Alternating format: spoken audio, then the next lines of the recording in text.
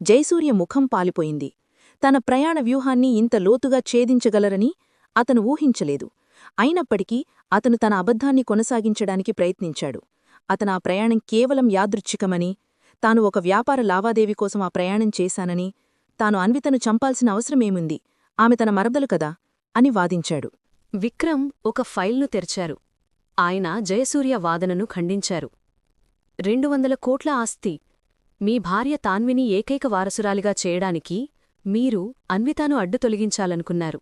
మీరంటే అనురాధకు ఇష్టం లేదని, శ్రీనివాస్ ఆస్తిని అన్వితాకు వీలునామా రాస్తారని మీరు భయపడ్డారు. ఈ అసూయే మిమ్మల్ని ఈ దారుణానికి పురికొల్పింది. ఈ హత్యకు గల ఆర్థిక ప్రేరణను విక్రమ్ స్పష్టం చేశారు. విక్రమ్ జయసూర్య మోసపూరిత పద్ధతిని ఒక్కొక్కటిగా విప్పడం మొదలుపెట్టారు. ముందుగా పోలీసులు జయసూర్య గదిలో అతను తయారుచేసిన రిమోట్ కంట్రోల్ పరికరాన్ని స్వాధీనం చేసుకున్నారు. విక్రమ్ ఆ పరికరాన్ని చూపి, అది ఆ ఇంటి ఎలక్ట్రానిక్ తాళం యొక్క మూల సంకేతాలను ఛేదించి దానిని దూరం నుంచి తెరవడానికి మూసివేయడానికి ఉపయోగపడుతుందని ప్రశ్నించారు. ఈ సాంకేతిక పరిజ్ఞానం జయసూర్యలాంటి సాఫ్ట్వేర్ నిపుణునికి మాత్రమే సాధ్యమవుతుందని, అతను తాళాన్ని తెరచి లోపలికి వెళ్లడం ద్వారా ఎటువంటి బలవంతపు ప్రవేశం లేని విధంగా నేరం చేశాడని, ఇది అతని సాంకేతిక నేరాన్ని రుజువు చేస్తుందని అన్నారు. ఆ తరువాత విక్రమ్ సత్యం అంశాన్ని ప్రస్తావించారు. సత్యంకు రూ. 3 కోట్ల ఆఫర్కు సంబంధించిన ధ్వని రికార్డింగ్ను పోలీసులు జయసూర్య వ్యక్తిగత పరికరాల నుంచి రాబట్టారు. విక్రమ్ జయసూర్య సత్యం యొక్క వ్యక్తిగత నంబర్ను ట్రాక్ చేసి అతనికి 3 కోట్ల రూపాయల ఆశ చూపినట్లు, అతను నిరాకరించడంతో లోపలికి ప్రవేశించిన తర్వాత అడ్డుగా నిలిచిన సత్యంను దారుణంగా బెడ్షీట్తో గొంతునులిమి చంపినట్లు వివరించారు.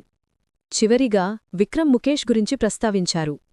జయసూర్య రూ. 5 కోట్లు ఇచ్చి సహాయం తీసుకున్న స్నేహితుడు ముఖేష్ తమ కస్టడీలో ఉన్నాడని విక్రమ్ వెల్లడించారు.